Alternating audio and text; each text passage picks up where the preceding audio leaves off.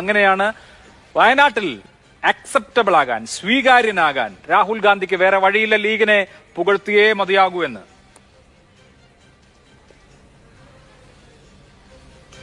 അഭിലാഷ്, ഈ വിഷയത്തിലൊരു മറുപടി പറയുമ്പോൾ സ്വാഭാവികമായിട്ടും ഒരു അല്പം ചരിത്രം പറയേണ്ടതുണ്ട്. അങ്ങനെ പറയുമ്പോഴാണ് ഇതൊരു സമ്പൂർണ്ണമാവുക. കാരണം നമ്മൾ മലബാറിനെ കുറിച്ച് പറയണം.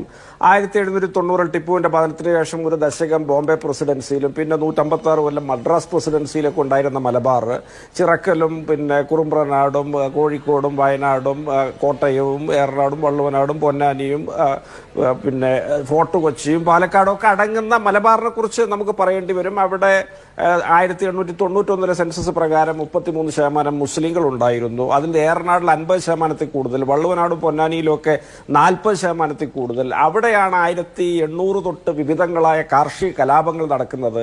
അവിടെയാണ് ബ്രിട്ടീഷ് ഭരണകൂടം Mappila land confiscation act, Mappila rebellion act, Mappila outrages act, Andaman സ്കീമൊക്കെ കൊണ്ടുവരുന്നത്. 1850 മലപ്പുറത്ത് പട്ടാള ബാരക്ക് സ്ഥാപിക്കുന്നു. 1885 MSP വരുന്നു.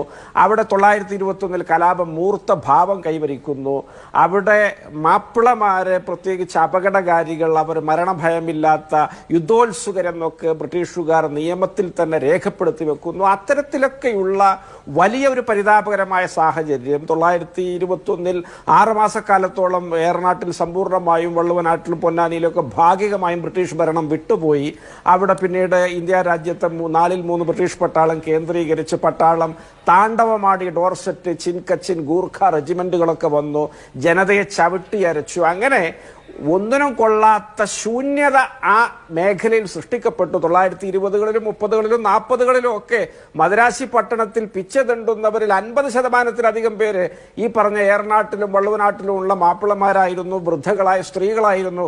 MP നാരായണമേനോൻ ഗാന്ധിക്ക് എഴുതിയ കത്തിൽ അത് വ്യക്തമാക്കിയിട്ടുണ്ട്. ഇത്തരമൊരു സാഹചര്യത്തിലുള്ള ജനവിഭാഗത്തെ മനുഷ്യരെ പിൽക്കാലത്ത് ഈ സംസ്ഥാനത്തിന്റെ സാമൂഹിക, സാമ്പത്തിക, സാംസ്കാരിക, രാഷ്ട്രീയ രംഗങ്ങളിൽ മുൻപന്തിയിലെത്തിക്കുകയും അവരെ മുഖ്യധാരയിൽ ചേർത്ത് നിർത്തുകയും ചെയ്യുക എന്ന വലിയ നിശബ്ദമായ ഒരു വിപ്ലവം ഈ സംസ്ഥാനത്ത് അരങ്ങേറിയിട്ടുണ്ട്.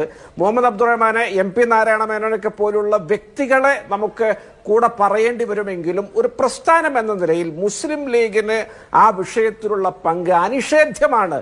ആ പാർട്ടിയാണ് 21 കഴിഞ്ഞ് 7 പതിറ്റാണ്ട് കഴിഞ്ഞ് 92 ബാബരി മസ്ജിദ് തകർന്നപ്പോ, ഈ രാജ്യത്ത് മുഴുവൻ അശാന്തി പടർന്നപ്പോൾ ഈ കോഴിക്കോടും മലപ്പുറം അടങ്ങുന്ന മലബാറിൽ ശാന്തി വിളയിച്ച് കാത്തു നിർത്തിയത് ആ പാർട്ടിയാണ്. ആ പാർട്ടിക്ക് നേരത്തെ ബ്രിട്ടീഷുകാർ സമരോത്സുകരും യുദ്ധോത്സുകരുമായി ചിത്രീകരിച്ച ഒരു ജനതയെ അത്തരത്തിൽ നിയന്ത്രിച്ച് മുഖ്യധാരയിലേക്ക് ചേർത്ത് നിർത്താൻ കഴിഞ്ഞിട്ടുണ്ടെങ്കിൽ ആ പാർട്ടിയെ അക്ഷരം തെറ്റാതെ നമുക്ക് മതേതര പാർട്ടി എന്ന് തന്നെ വിശേഷിപ്പിക്കാം.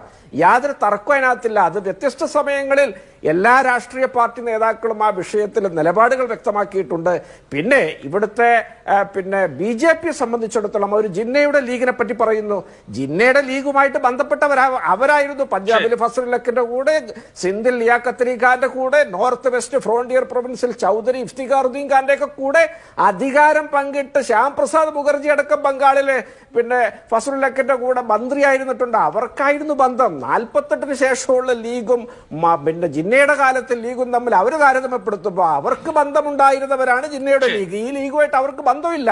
പിന്നെ മറ്റൊരു കാര്യം പറഞ്ഞാൽ മുസ്ലിം ലീഗിനെ സംബന്ധിച്ചിടത്തോളം അവര് ഈ മലബാറിലെ മാപ്പിളമാരുടെ ഒരു ഷോക്ക് അബ്സോർബറാണ്.